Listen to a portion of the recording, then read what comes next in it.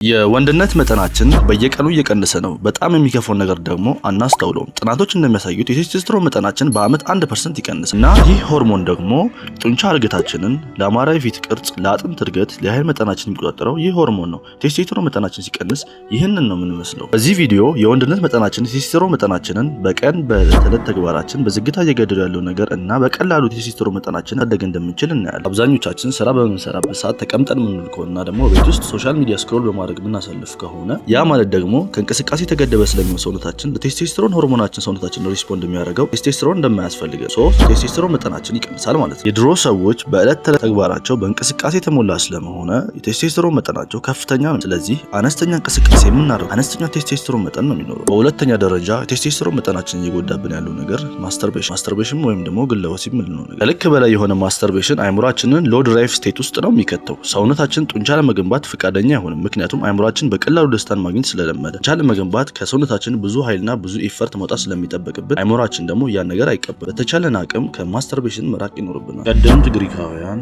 የኦሎምፒክ ስፖርትን ለመወጣት ሲሉ አንድ ዓመት ያክል ወሲብ ግንኙነትን አይፈጽሙ። አሁን ደግሞ ያሉ ስፖርተኞች ውድድሩን ለማሸነፍ ሲሉ እስከ 6 ወር ድረስ ከሴክስ ይቆጠባሉ። ያም ደግሞ የሴክስ ኢነርጂን ወደ ፒውር ቴስቶስትሮን ይቀይረዋል። ጃንክ ፉድ ወይም ደግሞ ፕሮሰስ ፉድ በሰውነታችን ውስጥ ኢንፍላሜሽን ስለሚፈጠር ያ ደግሞ ቴስቶስትሮን መጠናችንን ይቀንሰዋል። ተጨማሪም ያልተፈለገ የሰውነት ክብደት መጨመር ያመጣብናል። እንዴት የወንድነት ቴስቶስትሮን መጠናችንን መጨመር እንዳለብን እናያለን። ቴስቶስትሮን መጠናችንን ለመጨመር ወይም ለማስተካከል ዳይት በጣም ጠቃሚ ነው።